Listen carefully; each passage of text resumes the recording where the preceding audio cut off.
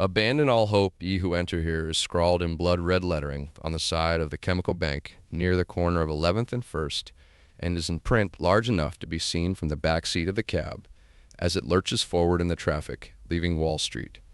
And just as Timothy Price notices the words, a bus pulls up the advertisement for Les Miserables on its side, blocking his view. But Price, who is with Pierce & Pierce and 26, doesn't seem to care, because he tells the driver he will give him $5 to turn up the radio, Be My Baby, on WYNN. And the driver, black, not American, does so. I'm resourceful, Price is saying. I'm creative. I'm young, unscrupulous, highly motivated, highly skilled. In essence, what I'm saying is that society cannot afford to lose me. I'm an asset. Price calms down, continues to stare out the cab's dirty window, probably at the word fear sprayed in red graffiti on the side of a McDonald's on 4th and 7th. I mean, the fact remains that no one gives a shit about their work. Everybody hates their job. I hate my job. You've told me you hate yours.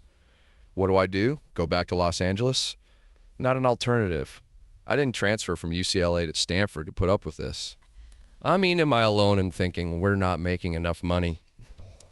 Like in a movie, another bus appears, another poster for Les Miserables replaces the word not the same bus, because someone has written the word DYKE over Eponine's face. Tim blurts out, I have a co-op here. I have a place in the Hamptons, for Christ's sakes. Parents, guy. It's the parents. I'm buying it from them. Will you fucking turn this up? He snaps, but distractedly, at the driver, the crystals still blaring from the radio. It don't go up no higher, maybe the driver says. Timothy ignores him and irritably continues. I could stay living in this city if they just installed blowpunks in the cabs. Maybe the ODM3 or ORRC2 dynamic tuning systems. His voice softens here. Either one. Hip, my friend. Very hip. He takes off the expensive-looking Walkman from around his neck, still complaining. I hate to complain. I really do. About the trash, the garbage, the disease, about how filthy this city really is, and you know, and I know, that it is a sty Hammond. He continues talking as he opens his new Toomey calfskin attaché case he bought at D.F. Sanders. He places the Walkman in the case alongside a Panasonic wallet-sized cordless portable folding ESA phone. He used to own the NEC 9000 portable and pulls out today's newspaper.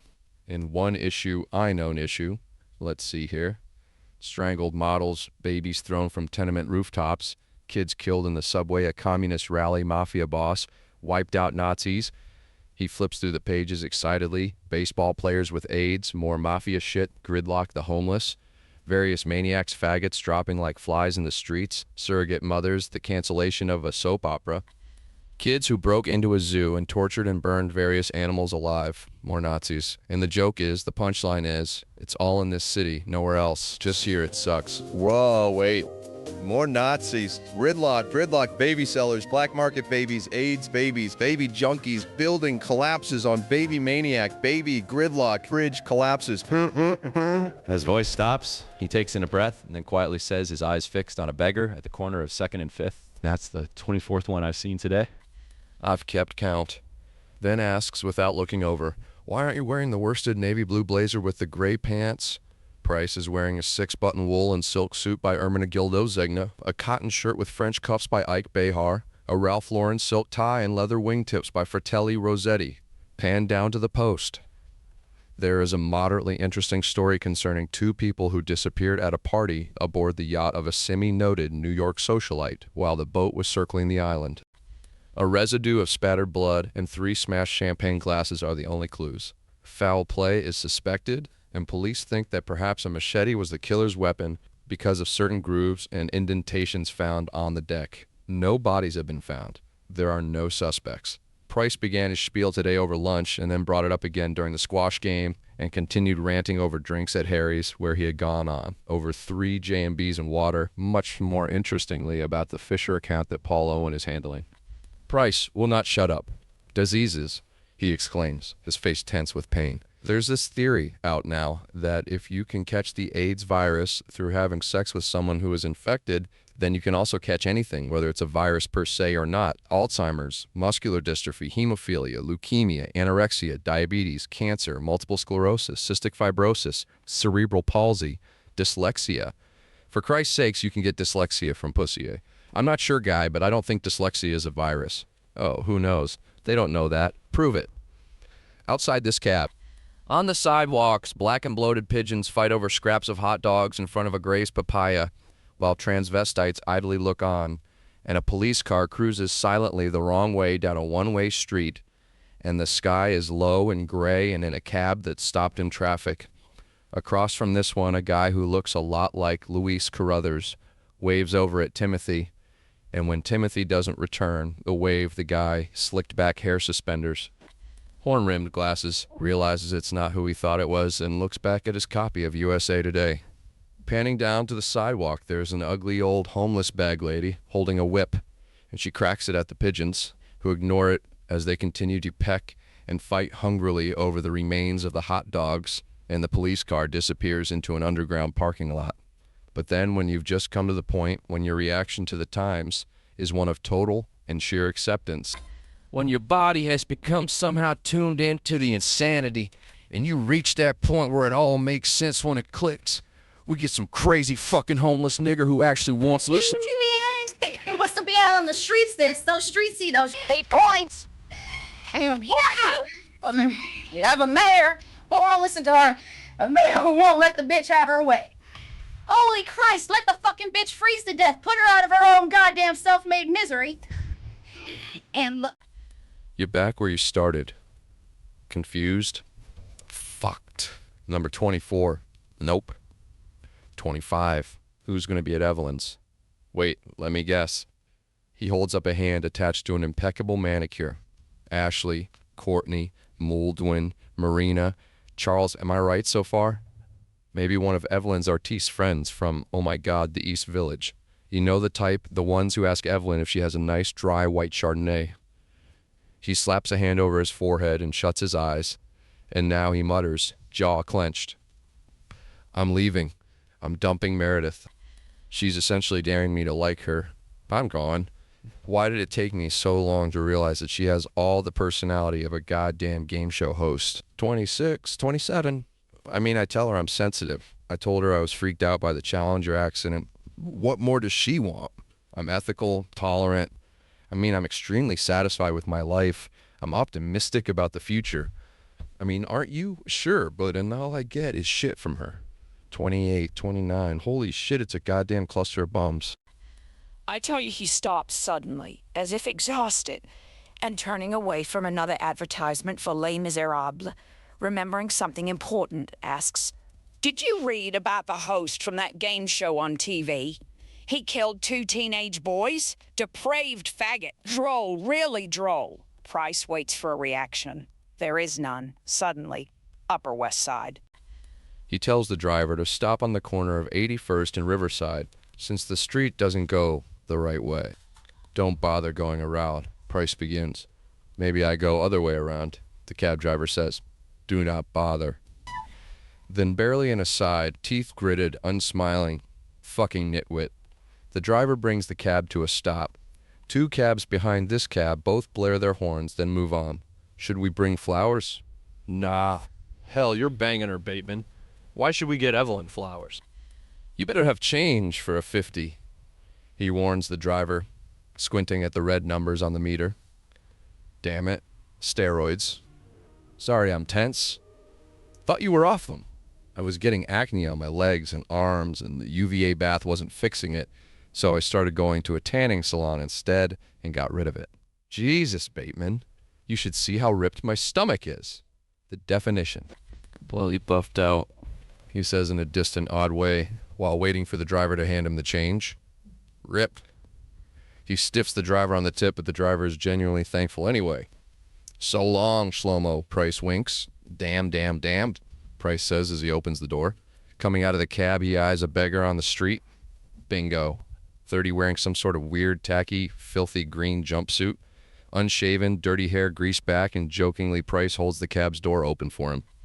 The bum, confused and mumbling, eyes locked shamefully on the pavement, holds an empty styrofoam coffee cup out to us, clutched in a tentative hand. I suppose he doesn't want the cab. Price snickers, slamming the cab door. Ask him if he takes American Express. Do you take Amex?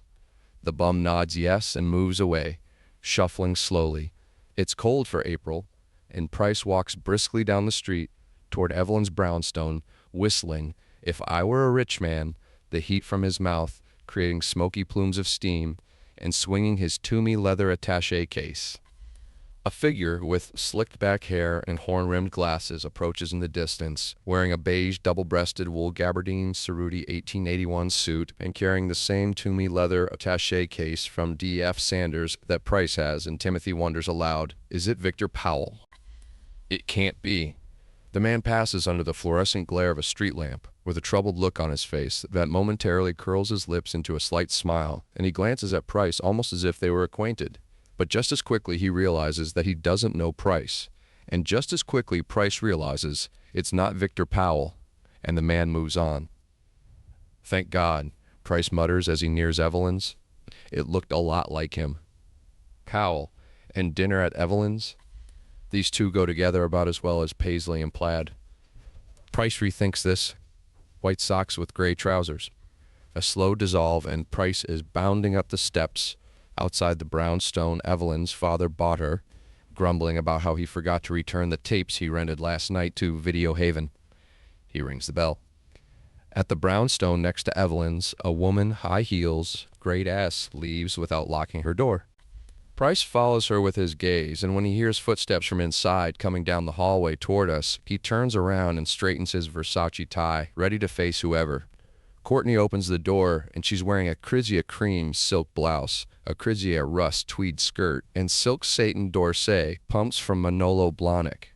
I shiver and hand her my black wool Giorgio Armani overcoat, and she takes it from me, carefully air-kissing my right cheek. Then she performs the same exact movements on Price while taking his Armani overcoat.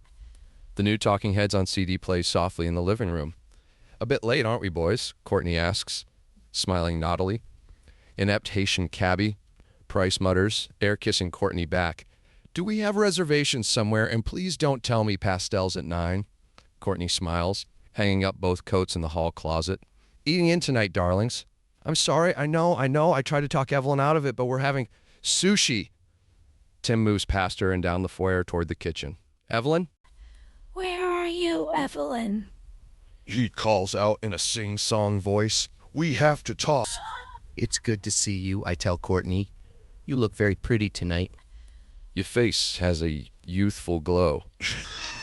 "You really know how to charm the ladies, Bateman." There is no sarcasm in Courtney's voice. "Should I tell Evelyn you feel this way?" she asks flirtatiously. "No," I say, "but I bet you'd like to." "Come on," she says, taking my hands off her waist and placing her hands on my shoulders, steering me down the hall in the direction of the kitchen. "We have to save Evelyn. She's been rearranging the sushi for the past hour. She's trying to spell your initials, the P in yellowtail, the B in tuna, mictus, but she thinks the tuna looks too pale.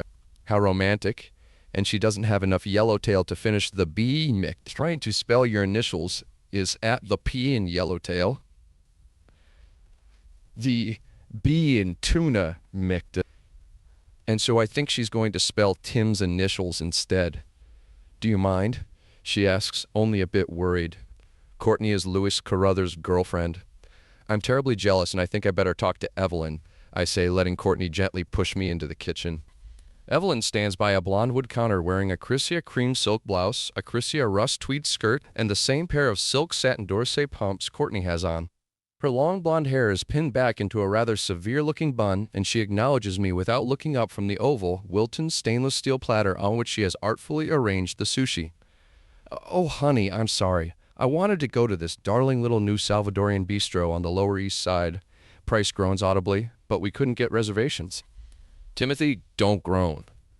She picks up a piece of the yellowtail and places it cautiously near the top of the platter, completing what looks like a capital T. She stands back from the platter and inspects it. "I don't know.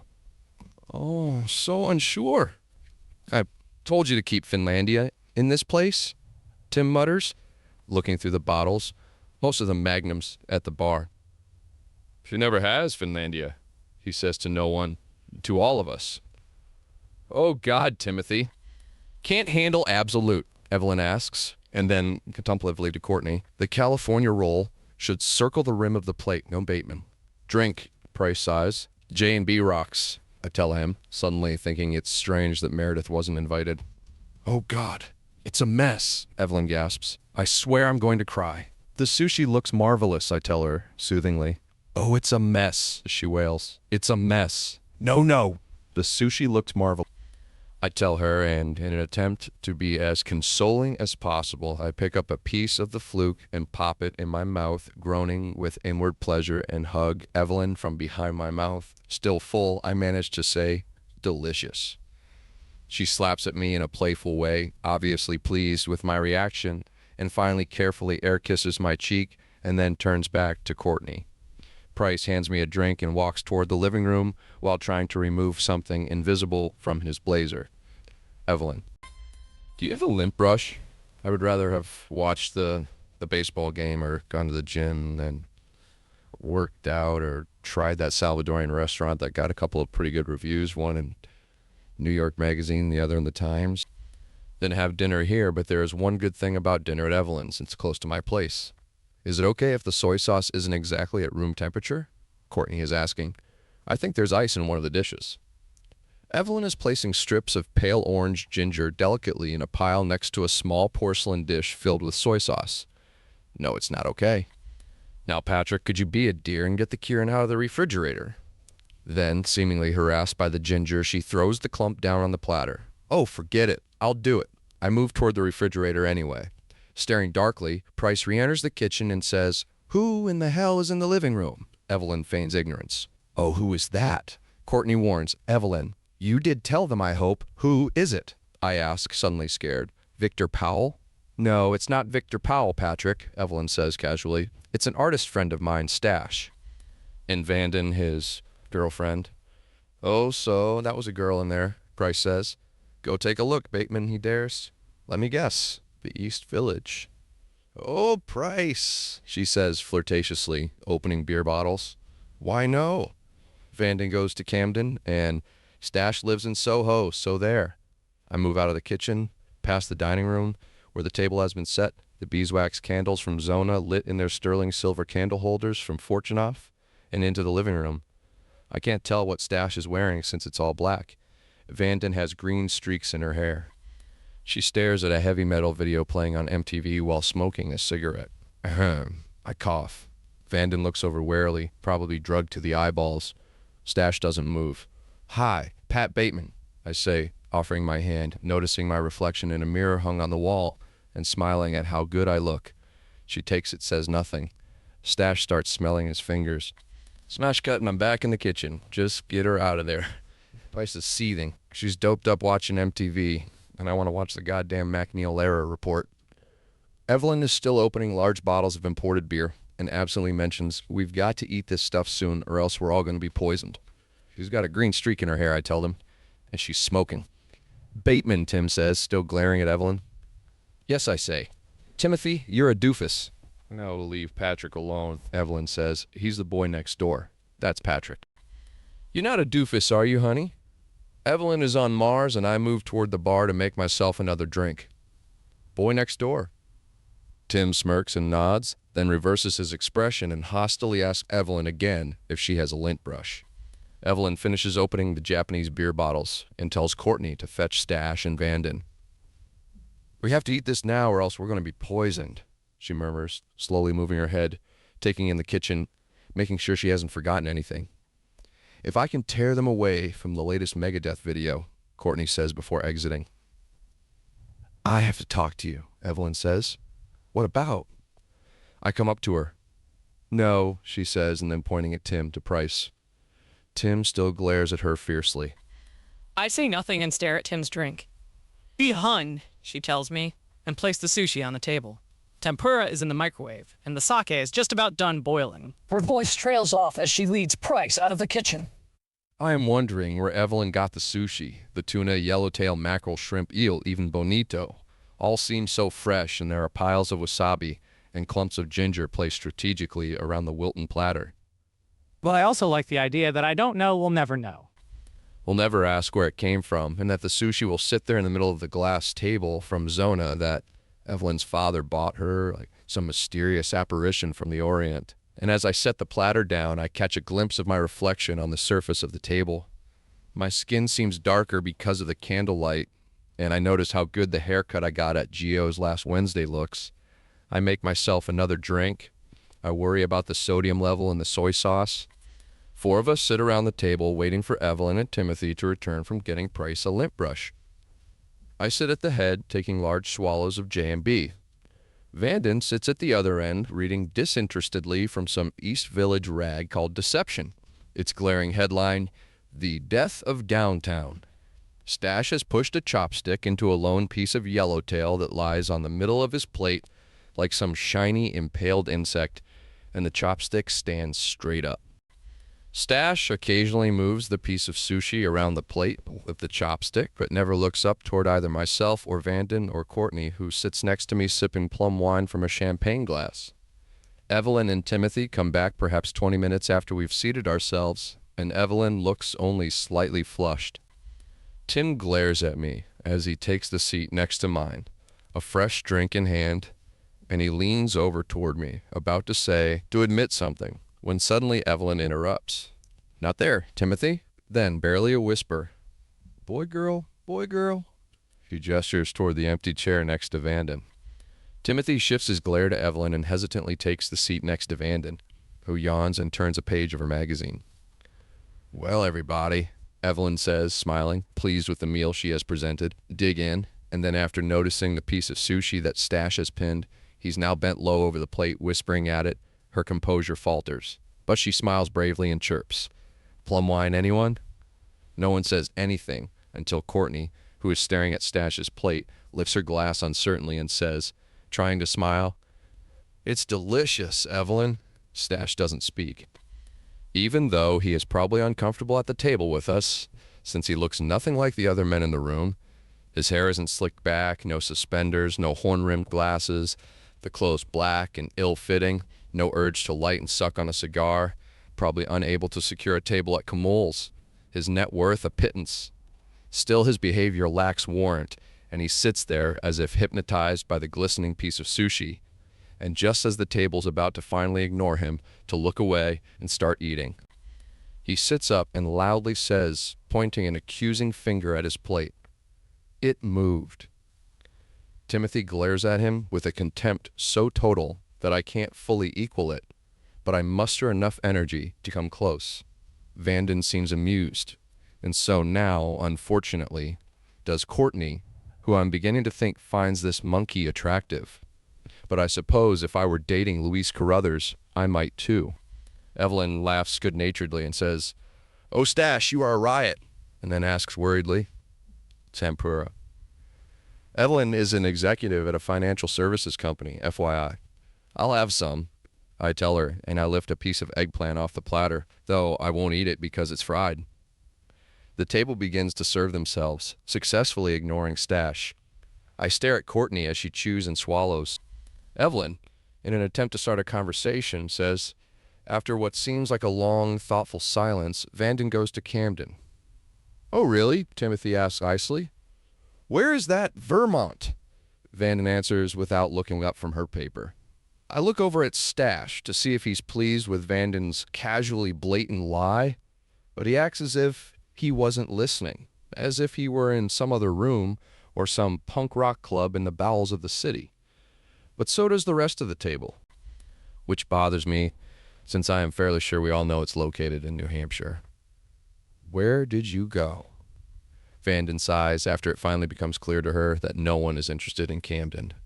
Well, I went to Lee Rosé, Evelyn starts, and then to business school in Switzerland.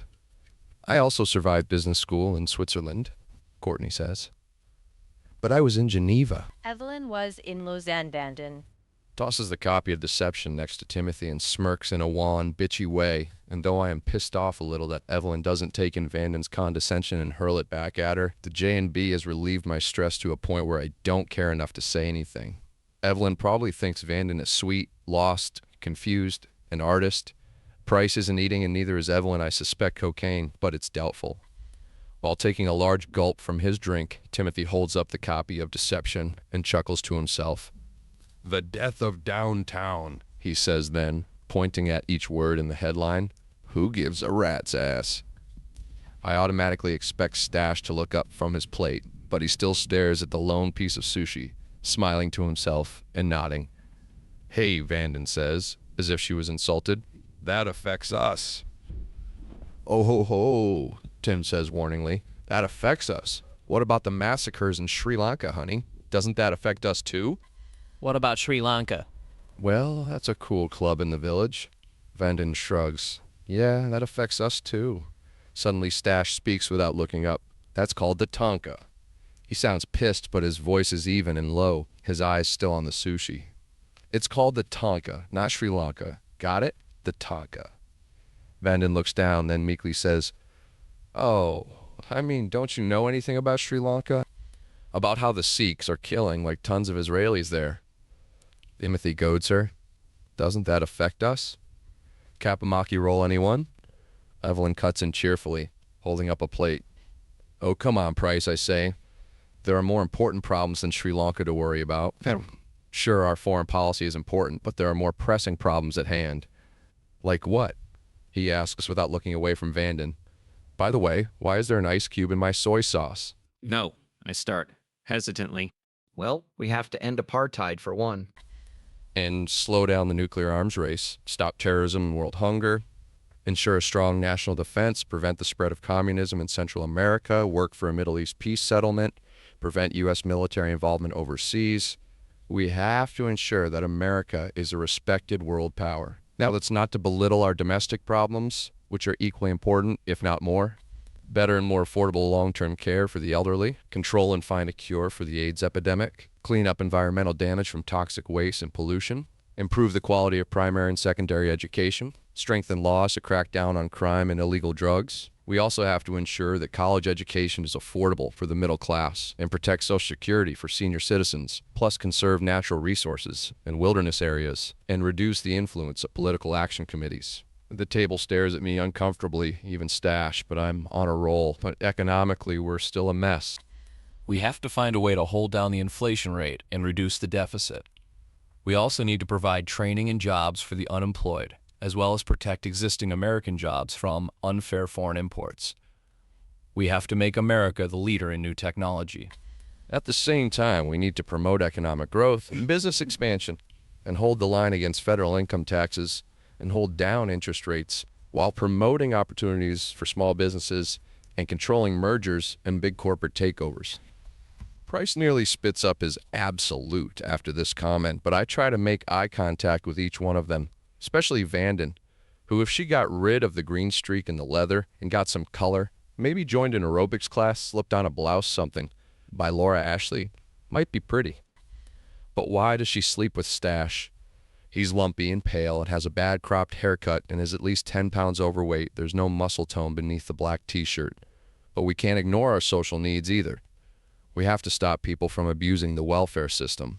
We have to provide food and shelter for the homeless and oppose racial discrimination and promote civil rights while also promoting equal rights for women, but change the abortion laws to protect the right to life, yet still somehow maintain women's freedom of choice. We also have to control the influx of illegal immigrants. We have to encourage a return to traditional moral values and curb graphic sex and violence on TV, in movies, in popular music, everywhere.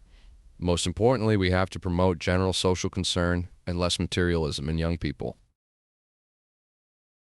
I finish my drink. The table sits facing me in total silence. Courtney's smiling and seems pleased. Timothy just shakes his head in bemused disbelief. Evelyn is completely mystified by the turn the conversation has taken, and she stands unsteadily and asks if anyone would like dessert. I have sorbet, she says, as if in a daze. Kiwi, carambola, cherimoya, cactus fruit, and oh, what is that? She stops her zombie monotone and tries to remember the last flavor. Oh yes, Japanese pear. Everyone stays silent. Tim quickly looks over at me.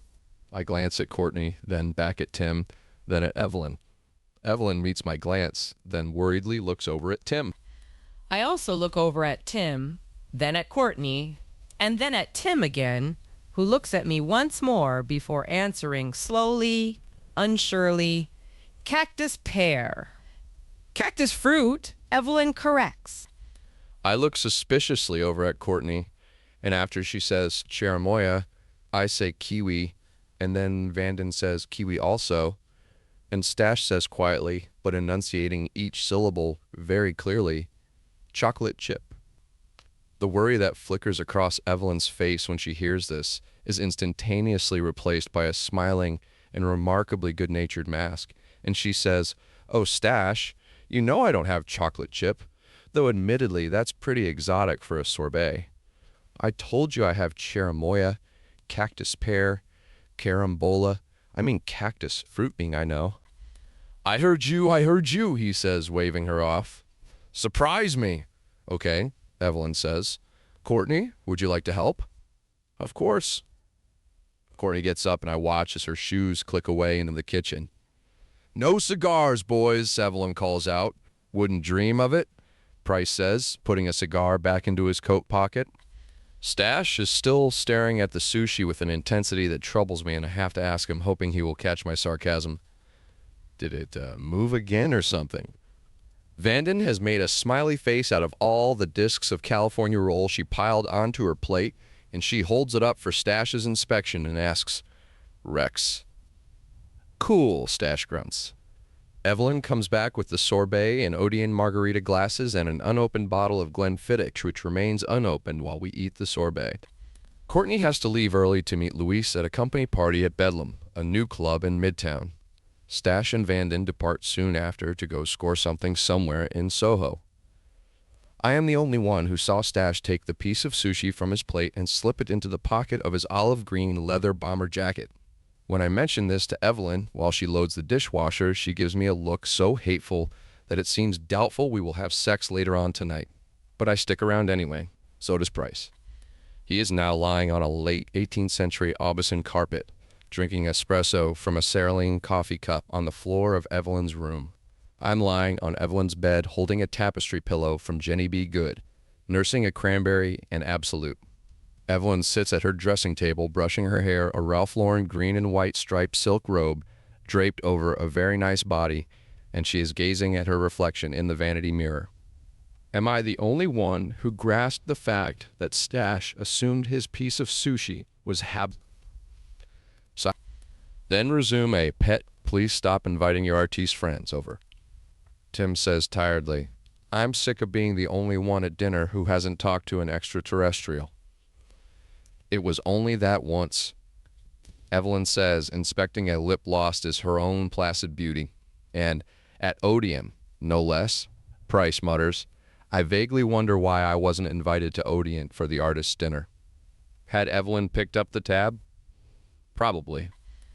And I suddenly picture a smiling Evelyn, secretly morose, sitting at a whole table of Stash's friends, all of them constructing little log cabins with their French fries or pretending their grilled salmon was alive and moving the piece of fish around the table, the fish conversing with each other about the art scene, new galleries, maybe even trying to fit the fish into the log cabin made of French fries. If you remember well enough, I hadn't seen one either, Evelyn says. No, but Bateman's your boyfriend, so that counted. Price guffaws and I toss the pillow at him. He catches it, then throws it back at me. Leave Patrick alone. He's the boy next door, Evelyn says, rubbing some kind of cream into her face. You're not an extraterrestrial, are you, honey? Should I even dignify that question with an answer? I sigh. Oh, baby. She pouts into the mirror, looking at me in its reflection. I know you're not an extraterrestrial. Relief, I mutter to myself. No, but Stash was there at Odeon that night, Price continues, and then looking over at me, at Odeon. Are you listening, Bateman? No, he wasn't. Evelyn says, oh, yes, he was, but his name wasn't Stash last time. It was Horseshoe or Magnet or Lego or something equally adult. Price sneers, forget. Timothy? What are you going on about? Evelyn asks, tiredly. I'm not even listening to you. She wets a cotton ball, wipes it across her forehead. No, we were at Odeon. Price sits up with some effort. And don't ask me why, but I distinctly remember him ordering the tuna cappuccino. Carpaccio, Evelyn corrects. No, Evelyn dear, love of my life. I distinctly remember him ordering the tuna cappuccino, Price says, staring up at the ceiling. He said Carpaccio, she counters, running the cotton ball over her eyelids. Cappuccino, Price insists, until you corrected him. You didn't even recognize him earlier tonight, she says. Oh, but I do remember him, Price says, turning to me. Evelyn described him as the good-natured bodybuilder. That's how she introduced him. I swear. Oh, shut up, she says, annoyed. But she looks over at Timothy in the mirror and smiles flirtatiously. I mean, I doubt Stash makes the society pages of W, which I thought was your criterion for choosing friends, Price says, staring back, grinning at her in his wolfish, lewd way. I concentrate on the absolute and cranberry I'm holding, and it looks like a glass full of thin, watery blood with ice and a lemon wedge in it. What's going on with Courtney and Luis? I ask, hoping to break their gaze. Oh, God, Evelyn moans, turning back to the mirror. The really dreadful thing about Courtney is not that she doesn't like Luis anymore. It's that they canceled her charge at Bergdorf's. Price asks. I laugh. We slap each other high five. No, Evelyn continues, also amused. It's that she's really in love with her real estate broker. Some little twerp over at the Feathered Nest. Courtney might have her problems, Tim says, inspecting his recent manicure, but my God, what is a Vanden? Oh, don't bring this up, Evelyn whines and starts brushing her hair. Vanden is a cross between the limited and used Benetton, Price says, holding up his hands, his eyes closed. No, I smile, trying to integrate myself into the conversation. Used Fiorucci. Yeah, Tim says, I guess. His eyes, now open, zone in on Evelyn. Timothy, lay off, Evelyn says. She's a Camden girl. What do you expect? Oh, God, Timothy moans. I am so sick of hearing Camden girl problems. Oh, my boyfriend, I love him, but he loves someone else, and oh, how I long for him. And he ignored me and blah, blah, blah, blah, blah. God, how boring, college kids. It matters, you know? It's sad, right, Bateman? Yeah. Matters. Sad. See, Bateman agrees with me, Bryce says smugly. Oh, he does not. With a Kleenex, Evelyn wipes off whatever she rubbed on. Patrick is not a cynic, Timothy. He's the boy next door, aren't you, honey? No, I'm not, I whisper to myself. I'm a fucking evil psychopath. Oh, so what? Evelyn sighs. She's not the brightest girl in the world. Ha! Understatement of the century. Price cries out. But Stash isn't the brightest guy either. Perfect couple. Did they meet on Love Connection or something? Leave them alone, Evelyn says.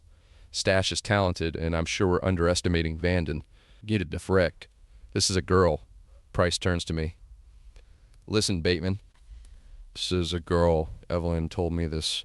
This is a girl who rented High Noon because she thought it was a movie about, he gulps, marijuana farmers.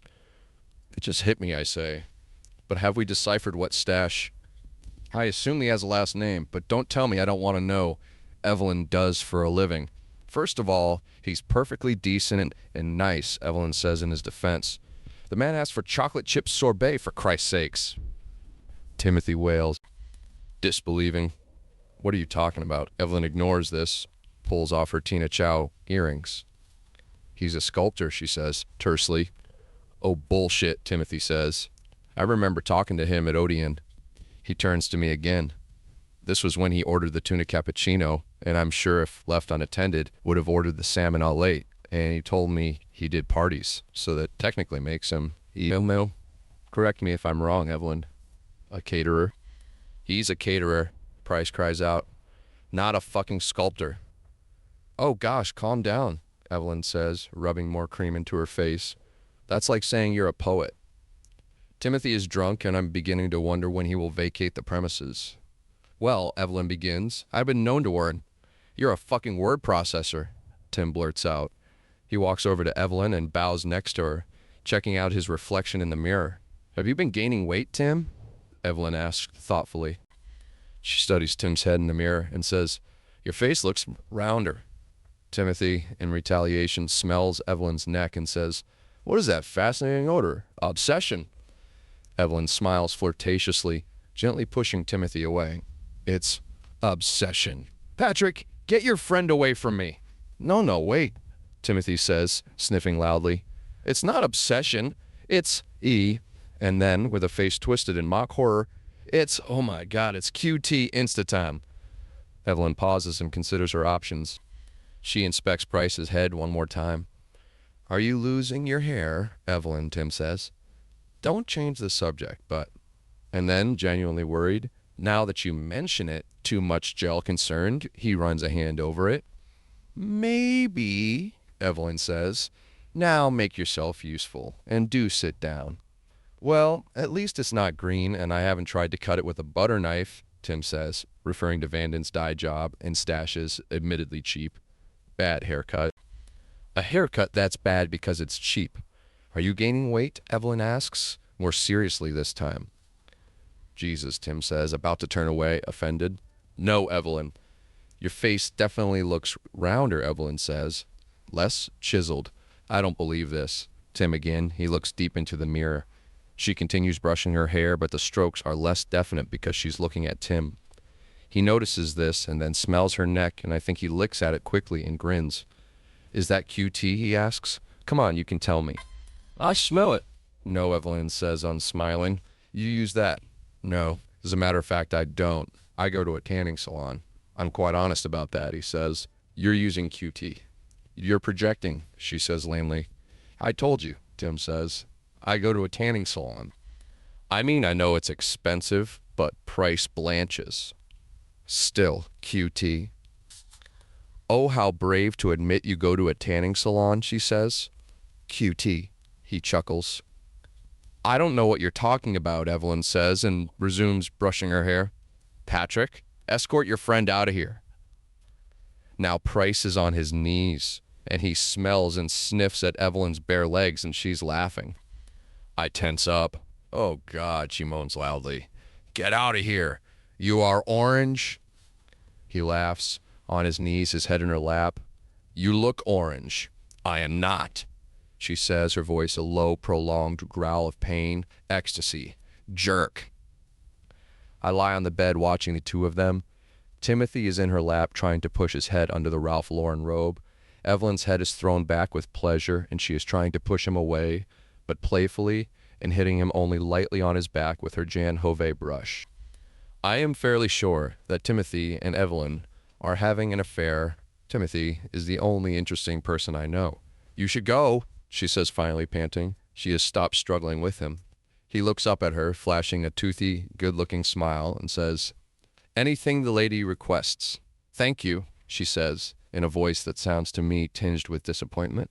He stands up. Dinner? Tomorrow I'll have to ask my boyfriend, she says, smiling at me in the mirror. Will you wear that sexy black Anne Klein dress?